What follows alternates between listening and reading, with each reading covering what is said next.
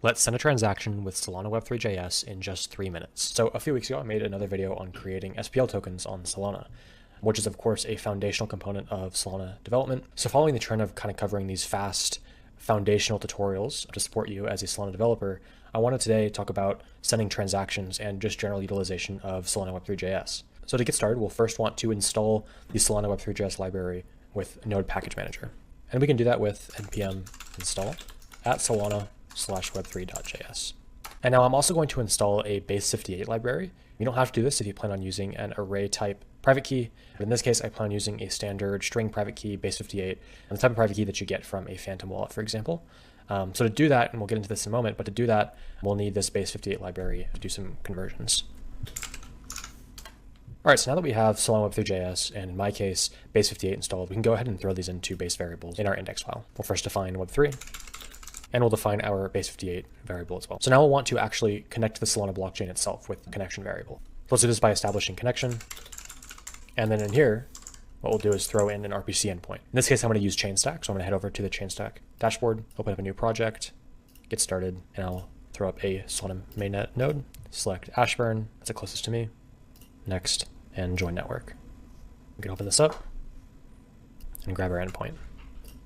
Now I'll throw it into the string compartment here, and we can move on to establishing the account that we're actually sending the Solana from. So for this, we can go ahead and establish a variable called private key and set this as a new uint8 array. So I'm going to call our base58 object and then the decode method on that object. And here I'm going to throw in an environment variable. So now we can go ahead and derive the account from the private key that we just defined. And we'll define this as web3.keyPair.from secret key. You can see it's finishing it here for me, but from secret key.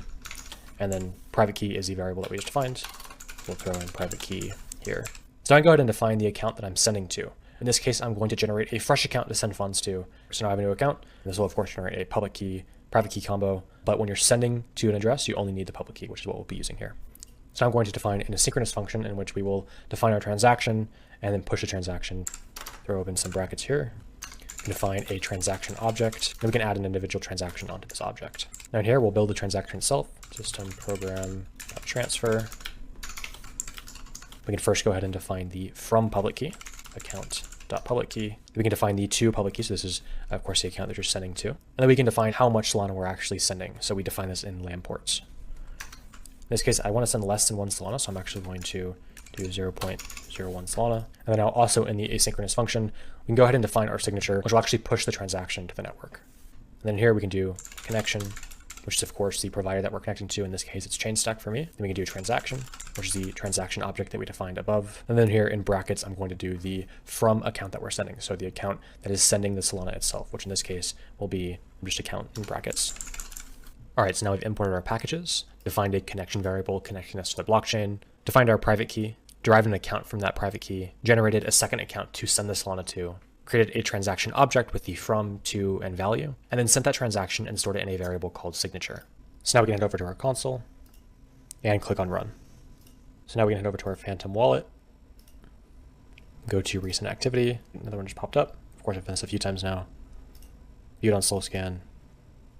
We can see 1 minute ago, success, 0.001 Solana to this fresh account, which has 0.001 Solana in. And that's how you send a transaction on Solana in just 3 minutes.